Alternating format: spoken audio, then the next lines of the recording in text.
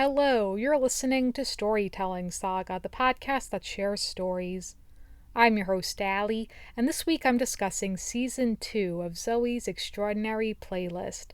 It's such a joy watching this show, and you can tell that everyone who works on it, it's such a joy for them to make this show.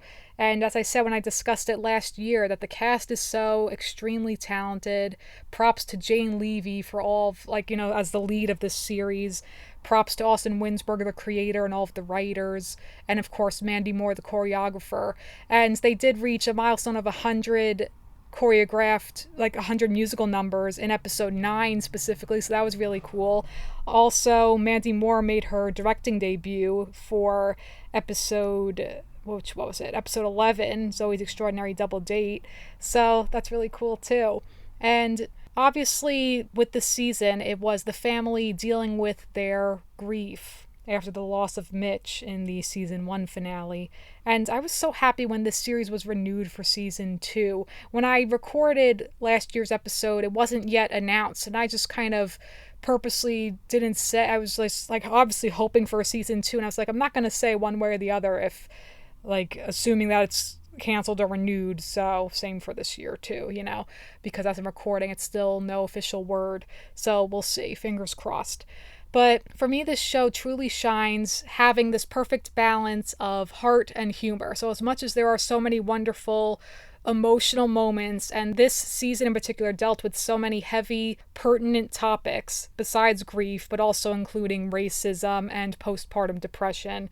So that they're able to tackle these issues that are part of our society, but also coupled with these wonderful, sweet, loving moments of humanity, just the friendships between the characters, moments that are just truly joyous in the musical numbers. So that's just what makes this show so much fun to watch. It's so enjoyable to watch.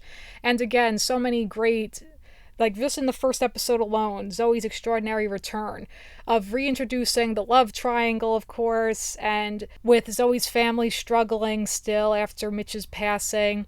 And unfortunately, Joan, played by Lauren Graham, left this season because there were issues with her because she had another show that she had to work on, unfortunately. So it would have been nice to have seen her, though, but at least we had that cameo in the first episode. And then we get the storyline of Max and Mo teaming up to create Maximo. And at first that concept seems so odd to me, to just put it bluntly. It just seems odd, just using a space basically to have Uber drivers deliver food and then people just can order whatever they want.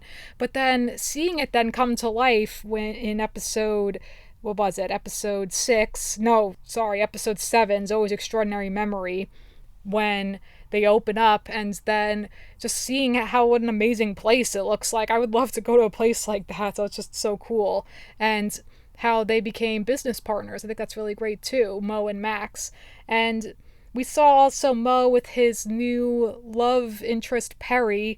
He's got such, what a great voice. Perry, played by David St. Louis.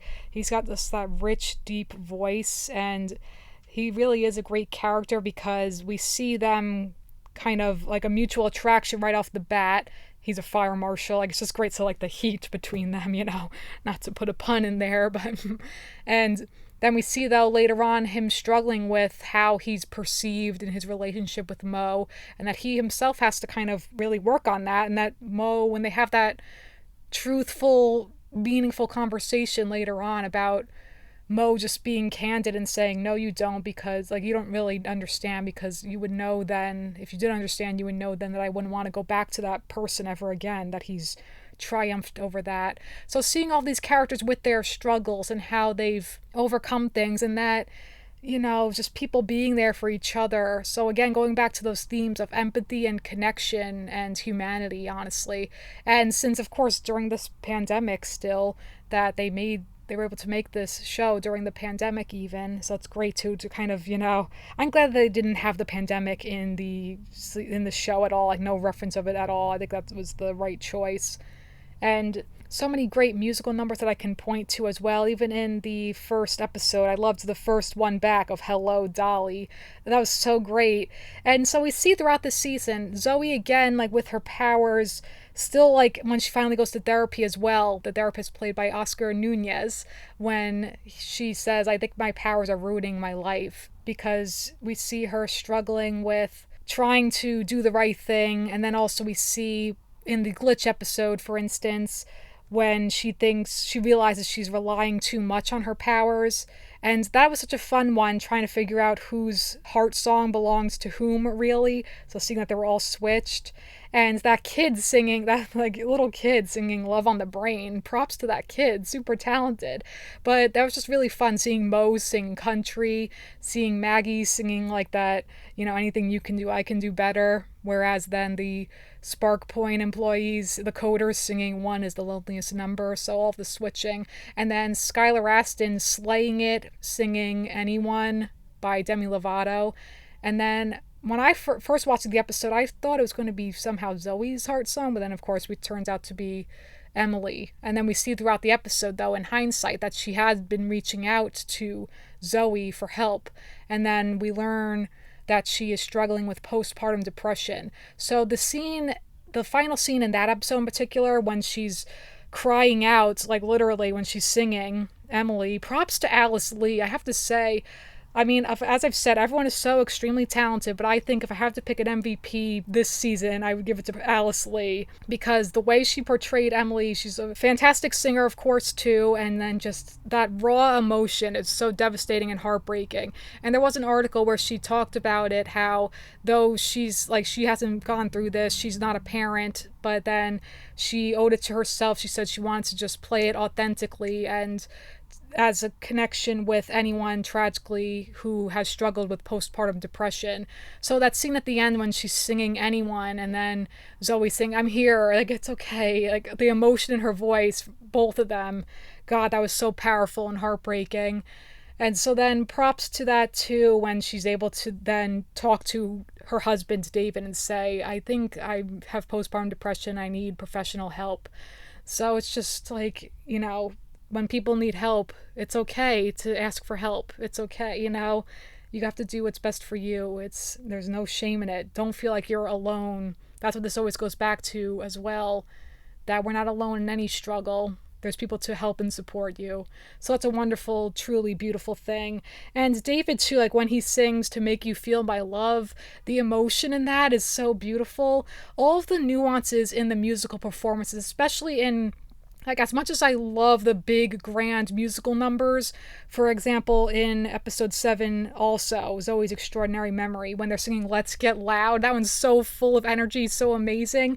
What's funny is that there's a moment I noticed when Alex Newell's wig hits Skylar Astin, but then they're still performing and everything, though, so it's just like, oh no. But I did notice that. So, like, that's an amazing one. But then I love also just the characters singing, like, just, as I said, David singing to Emily, and it's so raw and heartbreaking. So you see, of course, again, what they're truly feeling. And that's the thing, too, to remember, that they don't always know what they're truly feeling. So, for instance, when Max gets angry at Zoey, that we see throughout the season, when he sings, for instance, New York State of Mind, and again, the vocal performance is phenomenal. But then she's saying, are you sure? Because it seems like your heart is in another place. And he says, okay, like, gosh, there's so much to love and admire about this series. There really is. And of course, another truly powerful episode was episode 6, Zoey's Extraordinary Reckoning, that dealt with racism. And John Clarence Stewart, props to him. The scene when he talks about having to compartmentalize parts of himself as a black man, that he has this obligation to make others feel safe, that he can't just be himself, that the way he portrays himself is part of his own, like, a conscious thing that he has to do. And that, of course, she as a white woman doesn't understand that. And I myself, I'm a white woman, so not understanding the struggles of black people. And that episode was so well done, because it's, again, showing that all of us, we have implicit biases, but it's up to us to educate ourselves. And it goes back to, like, not making snap judgments about people based on race, based on appearance, and these microaggressions of, if people make an ignorant comment about someone's hair or anything, their accent, anything, any derogatory comment. So as horrible as it is that we have discrimination still and that what black people face, it's awful. it's so terrible that racism still exists in this day and age. It's like, be better, you know? It's just so frustrating that that's what people have to deal with. But it's handled so well in the episode because it goes back to normalizing conversations about race and understanding our differences, but that we're all human beings first and we can all learn things from each other. So it just goes back to just get to know people and just understand them on a deeper level outside of what they look like. It's not, you know, so to me, it always goes back to that love still always conquers hate. Kindness always conquers hate. As much as there is these horrible things in the world, look at this police brutality. Look at everything that's so horrible. Look at the attacks on Asian people as well that we've seen too. And it's just, as horrible as those things are, that there are kind people. There are people that are fighting against systemic racism in this country. Of course, Black Lives Matter movement, and how racism isn't going to go away overnight.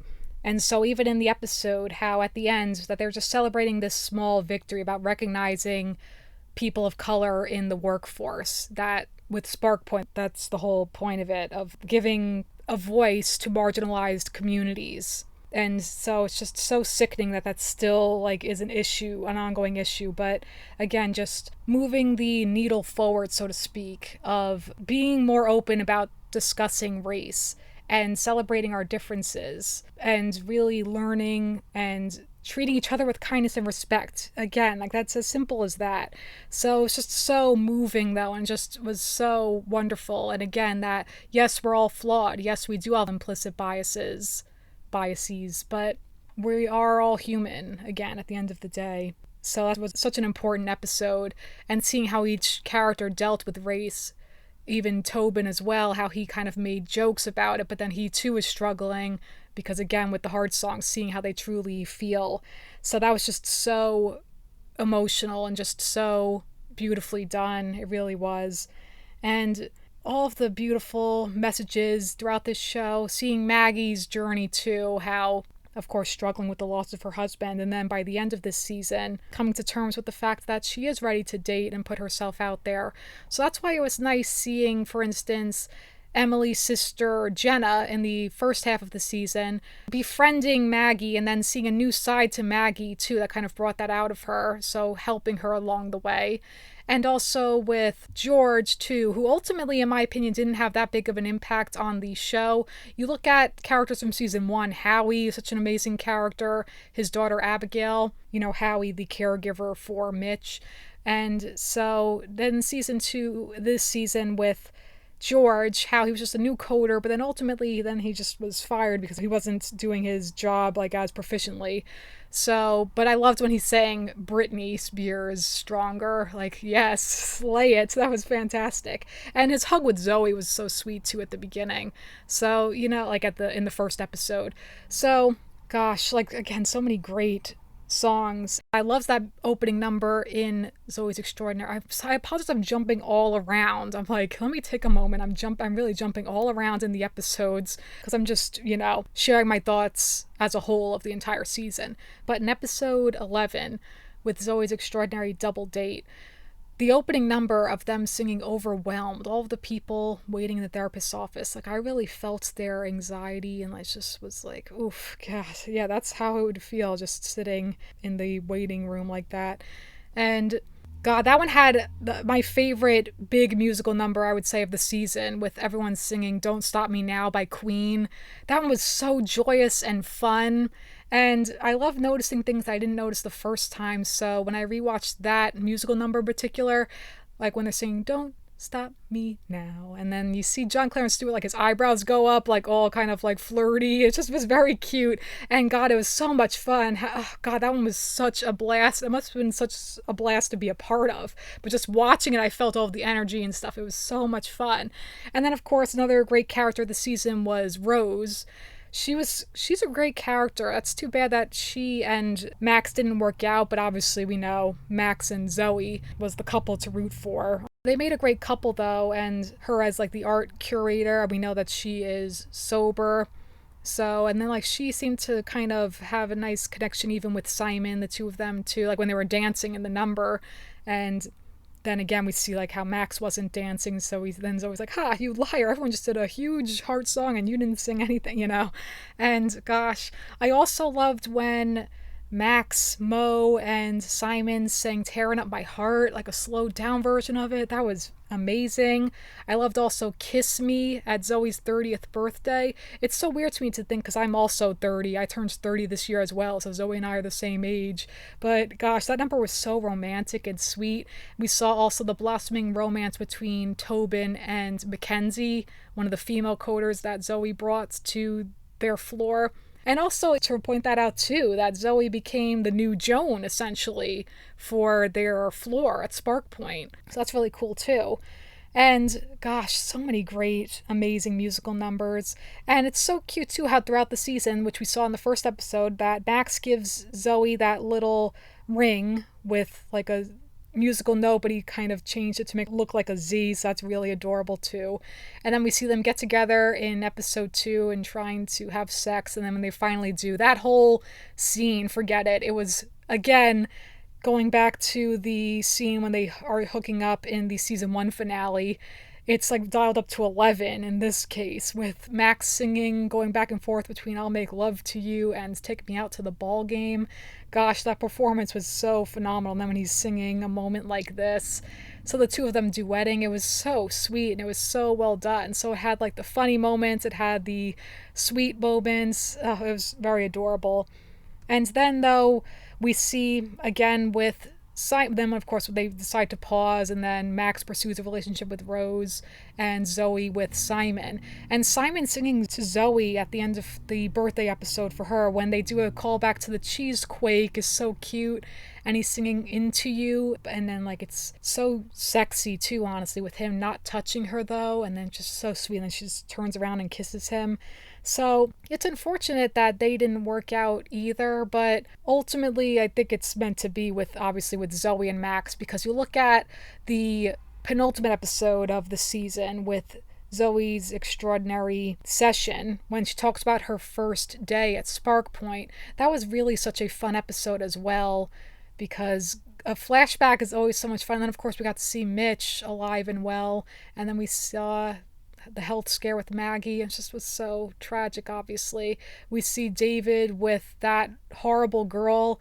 And by the way, just to pause to mention with David too. Oh, and also I didn't mention, because this reminds me now, when he's in the band with Zoey's neighbor Aiden, who again, another great character, even though again, just kind of ultimately didn't leave that much of an impact on the show, in my opinion.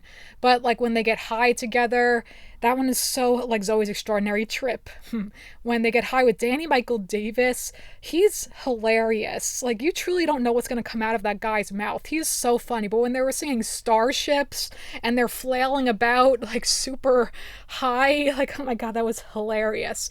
But then when Aiden kind of develops a crush on Zoey, and then we got the first original song this season of Crimson Love, and David's reaction in that moment, in that scene, his facial expressions, that was fantastic. The way he realizes, and like it's kind of rage and confusion and just like anger, but then he's got to still sing the song, like realizing that it's about Zoey. Oh God, that was so funny. But so in the Zoey's Extraordinary Session episode, when he's with that horrible girl and she's like, "Oh babe, can you get me some food?" And then he runs into Emily again, and then she says, "Oh," like as soon as he says he's there seeing like his mom had a health scare, and then the first thing she says, "Oh, is there anything I could do to help?" And he says, "Oh, no, but that's very kind of you." So you know that, of course, they were meant to be. So that's just so cute. And then seeing how Zoey and Max first met, and that, of course, they just kind of didn't get along at first. And I thought it was interesting, too, that Tobin already worked there. And gosh, I really do love Tobin. He's like, good for Tobin that him and Mackenzie. And it's just so funny when they start hooking up, and then he's like, wait, is this like a real thing, or is this like an angry hookup? You know what? Doesn't matter. Like, come on.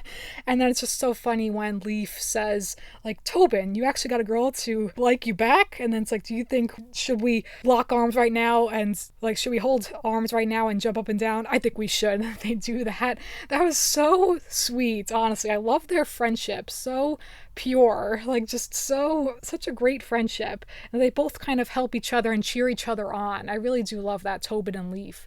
Leaf, too, I gotta say, I think an underrated singer, because we know Skylar Astin's a phenomenal singer. We know how talented Alex Newell is, phenomenal singer. Everyone, of course, has their own strengths, like as singers and dancers as well. But I think Michael Thomas Grant as Leaf, I think he's an underrated performer too, because him singing Tainted Love in the Zoey's Extraordinary Memory episode was so good, like just amazing too. Like really belting it out. I really loved that. And that episode was so sweet because it went back to, again, the true connection of this show of Zoey and her father. Like, it's just so sweet when he says, seeing you have the moment is the moment for me. So, again, for her, too, when she's trying to make it perfect to relive this memory with her dad, and then, of course, it's not the same. And then everyone's kind of ruining it for her, so she thinks. But then she realizes then when they all go together to see the comet or whatever it is, the meteor shower, and then she just says, no, seeing you guys have the moment is the moment for me. So again, going back to living in the moment. And even what you could say is like the anthem of this season, back to the first episode of them singing Carry On. And I loved that episode, that number as well, when they kind of each freeze and each of them sing a verse between Emily, Maggie, and David. So I just think that's so cool. And it's just, gosh, it's so much fun. Like the creativity behind this show, it's so great to me. So even again in Zoey's Extraordinary Session, how that was before she had her power. So then it was just they were able to incorporate actual singing into the episode with thinking out loud, and then Mo as the Uber driver singing Shut Up and Drive. That was so much fun. And then Maggie and Mitch singing Dream a Little Dream of Me, a callback to when she sings it to Mitch before he passes away. So tragic, my goodness. And then we see too just kind of a little bit of the connection between Zoey and Max, that they make great partners together. And we learn that Max originally had the job, but then he's told Danny Michael Davis to give it to Zoey because she's a better coder. She deserves it more than him. So that's just a really sweet thing as well. And then when the truth comes out in the season finale, Zoey's Extraordinary Goodbye. And of course, she is like understandably angry and kind of embarrassed. But then he says, well, the reason I did that is because you truly deserved it. So then it's just like she can't deny her feelings for Max anymore, as much as she was kind of trying to, because she's afraid of losing him, and it's a struggle for her. So that's just great too when they sing Shake It Off. That's a really fun one. They each kind of sang a verse.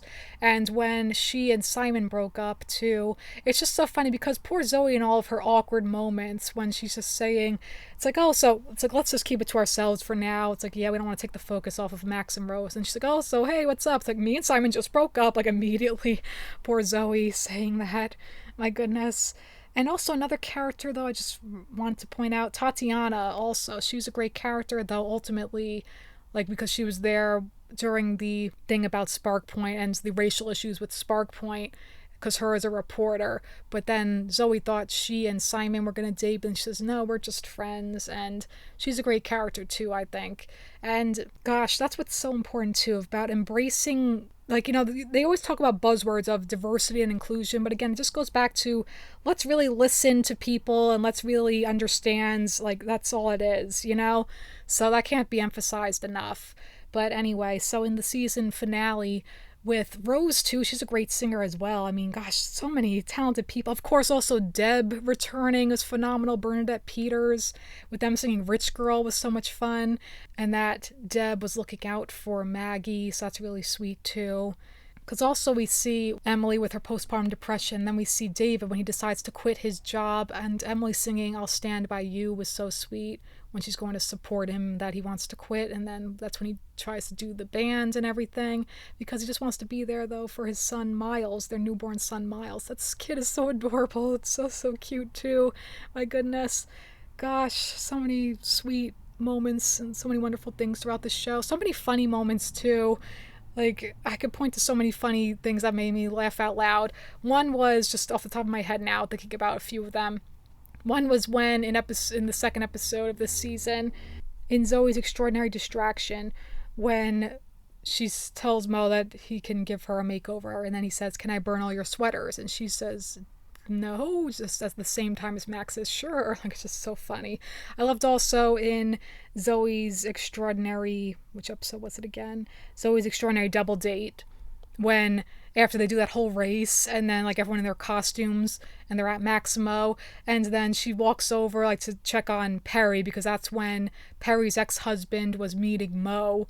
And so then she's walking over and she says, oh my God, fruit salad, I love you. Ew, not you, honeydew. And then the person says, that's really hurtful. Like, oh gosh, that's so funny. And then poor Simon in that episode too, when Zoe's like, oh, don't worry. And then when she's saying, I'm sorry I ruined our lunch. And he's like, I don't have any lunch, Zoe. Like, oh my God, poor Simon. Oh man, it's just so many great, funny, ridiculous things in the show. Also with Simon singing What Does the Fox Say? Oh my God, that was just unhinged and hilarious, like just going off the wall. That was so good. Oh my God. Also, because now I'm thinking of other great performances, Perry singing Unwell was beautiful. Oh my God, just his voice, so good. I loved that. It gave me chills. Amazing. But so again, so many funny, great things. And then, of course, seeing Mitch again in the season finale, Zoey's Extraordinary Goodbye, in Zoey's dream sequence, and then when he sings I Lived. And it's just so sweet. Oh my God, it's just adorable. And again, going back to that this is honestly, that this is the most important relationship of the show, that it's between Zoey and her father. So it's just so sweet, that love between them, that he was her biggest supporter, honestly, so that like he's still able to connect with her like in her dream. That's just so sweet. Oh my gosh. And Danny Michael Davis too, just to point out other funny things, like with him doing Willy Wonka. And then also when Zoey finds out about her, like when they say that about that, how she didn't really get the job. And then he's like, you're making this awkward. I was there. Like, you didn't originally get the job. Like, oh gosh, he is so funny. He's just such a great character, Danny Michael Davis.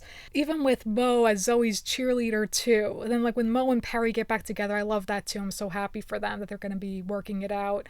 And Mo singing at church too, that's just really sweet too, because then when Mo meets Perry's kids for the first time, amazing. There's so many, I'm so in awe of everyone's talent on this show, my God, because the singing, phenomenal. It's also so sweet learning that with Max and Zoey, with the prototype that they made, that we then learn that Max had kept that prototype all those years. And then when they're packing and Rose says, oh, so why are you bringing this thing? And then we see kind of that he's kind of getting distant with her. And then when he's singing When a Man Loves a Woman, Zoey thinks it's about her, but really, like, Zoey thinks it's about Rose, but really, of course, it's about Zoey. So then it's so sweet, though, with Mo cheering Zoey on, like, yay, best friend, go best friends. Like, it's just so cute. And then when she's sitting there at the park, like at the beginning of the season, and then Max, like also we hear Max's voice, like, it's not gonna make you invisible no matter how hard you try. And then she just can't believe that he's back. And it's just so sweet. Then she says, like, I'm not scared anymore. And then, like, I want to be with you. It's just so sweet. And then when she starts singing a heart song to him, all of a sudden, I'll melt with you. So there you go, like, leaving it off of that when he just says, Zoey, you just sang a heart song to me. And they're just like, what the? I always love that with the guitar riff. It's just so great how they kept that going this season. But so, God, there's so much you could speculate there. Like, how did he get the power? Is it because she opened her heart to him, so now he can hear her? Is it just he can hear her heart songs? Can he hear heart songs just like her from everyone? We'll have to wait and see. It's just so great. So again, so many joyous, wonderful things throughout this show that I love so much. And I just want to see more of these characters. So here's hoping for that, because my God, the talent behind all of it, all of the joyous, fun numbers, all of the really sweet, heartbreaking, moving numbers, all of the important topics and issues that this season tackled, and all of the really joyous, sweet, fun storylines and moments of character growth, and again, empathy and connection. So it's all so important. So I look forward to more. So it's just props to everyone on this cast and everyone on the crew. It's just really, truly wonderful. Yay for more music, music and heart songs. So sweet. Really love all of it. Incredible. Dare I say, extraordinary. Even something like that with Mo saying, oh, I call it Mo's exquisite playlist. So funny, so joyous and wonderful. So truly, again, I say this show is truly such a joy to watch. And with that, that is going to conclude this week's episode of Storytelling Saga. Be sure to visit storytellingsaga.com. You can follow on Twitter, Facebook, and Instagram, and feel free to send me any questions, comments, or writing prompts by emailing me at storytellingsaga@gmail.com. Next week, I am so excited to share that I will be interviewing actor Kiara Zanni. She is a voiceover and on-camera actor known for many projects, including most notably to me, the voice of Hamtaro. Until then, thank you for listening, and remember, write what you love.